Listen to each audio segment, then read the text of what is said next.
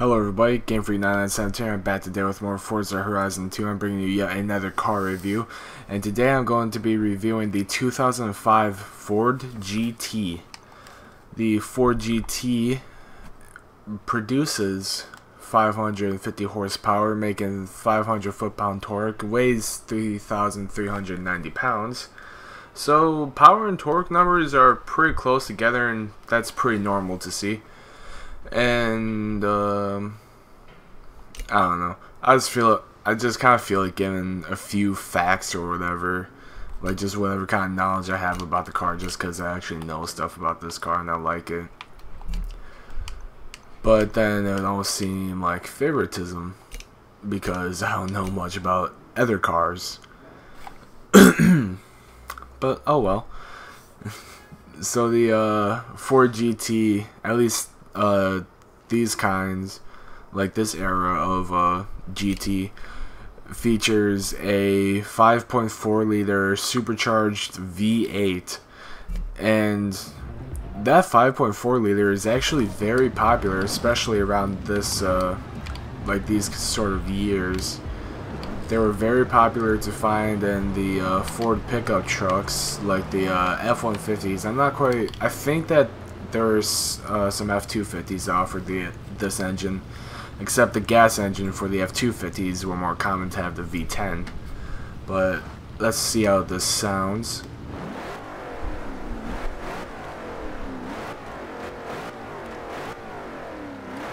Ooh. Oh yeah, now you can definitely hear that supercharger from the front.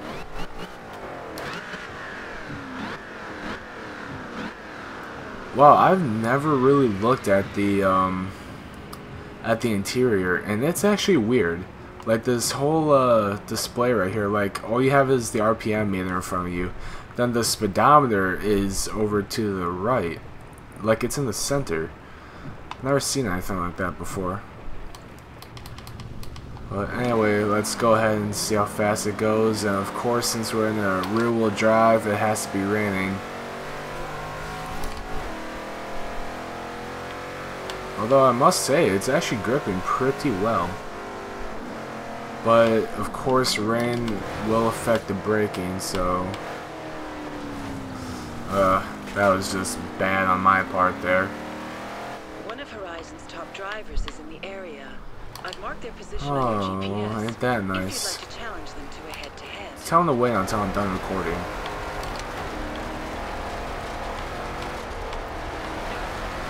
Now, I don't know if I probably wouldn't try to go after it with a stock Ford GT.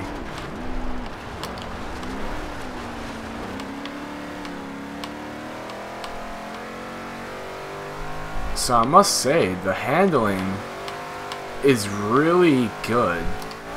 Like, I can tell that it wants to go more throughout the corners. Like, it turns the body, but it's like the body isn't quite following it. But that's mostly because of the rain.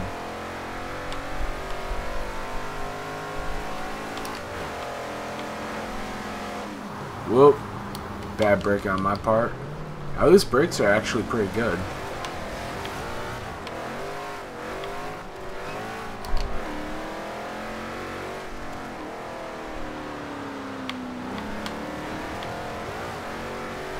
Oh, ooh, almost hit that Lambo. That was the Lambo, right? I think that was.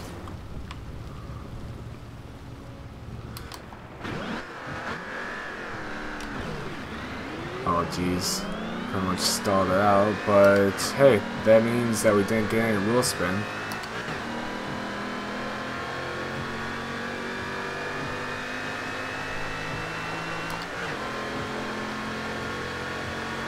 I like how it actually shows the boost gauge as well.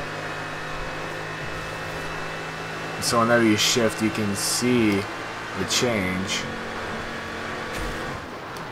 And 180.93. I thought we were going to get a 181 there. Though rounding up, we technically did. But anyway, let's take it back to the outpost and see exactly what this car has to offer fully upgraded.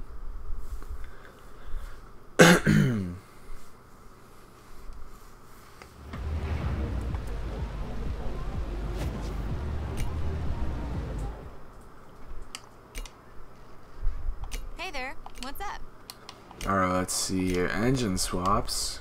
Ooh, that is very tempting. Put the McLaren F1 engine in there. I think I might have to do that on my own time. Switch out a supercharger for twin turbos. Hells yeah.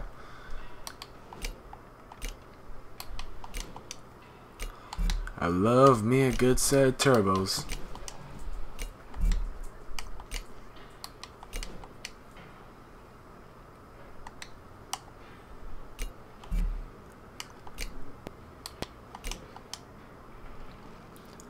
Hopefully this car can break 1,000 horsepower. Alright, so the camshaft boosted us up by 90. I like that. Hopefully the turbos can boost us up by around 100 or so.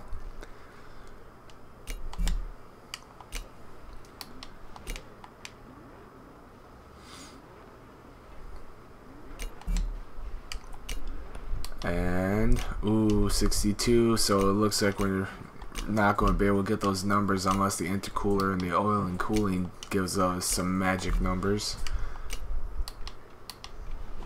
Nope. 885 horsepower. It's not bad. I'm actually happy with that. Car is still fairly heavy though. Yes, at least we can upgrade the brakes.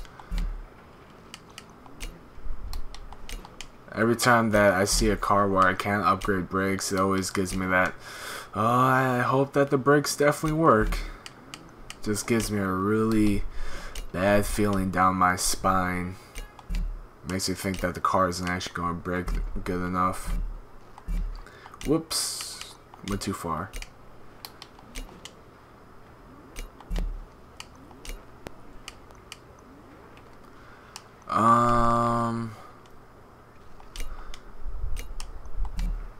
Yeah, I guess I'll just go with the race transmission.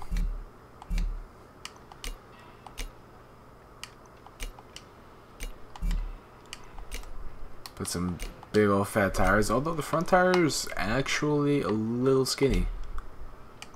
Well, compared to like the back tires, I guess. Back tires are nice and wide. I like that. Of course, it's just going to be a splitter and a race wing. Alright, well anyway, let's go ahead and see how she sounds now. Hopefully she sounds just roaring. Fuck it.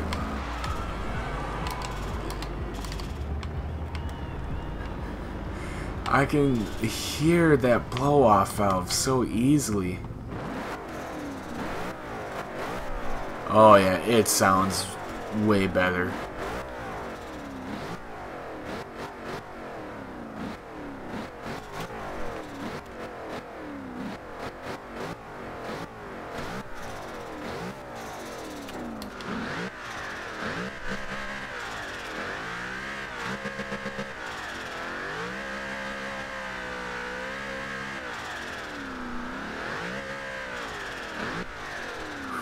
Man, I don't even know how many pounds of boost these turbos are going to be making. Plenty of grip in second gear. Oh hey, there went that car. But, oh well. I'm already going to be trying more recordings later, so I don't need an extra long recording. I recorded my Fast and Furious video, part 3 for the Fast and Furious expansion pack at around noon-ish, and it just got done processing like roughly 12 minutes ago. So it took nearly 4 hours just to process a 22-minute video. Whoop.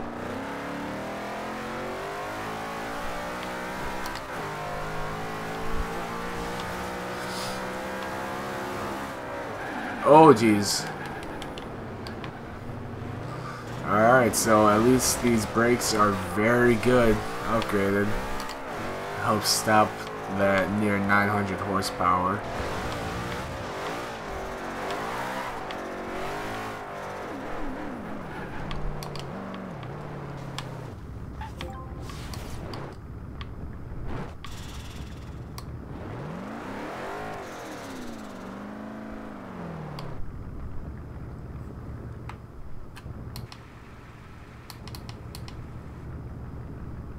Man, just the idle on this car sounds mean.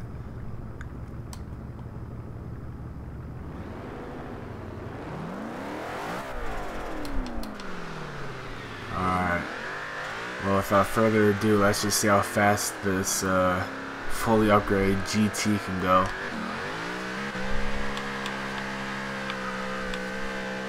Playing a wheel spin off the start, but in second gear grips like no other.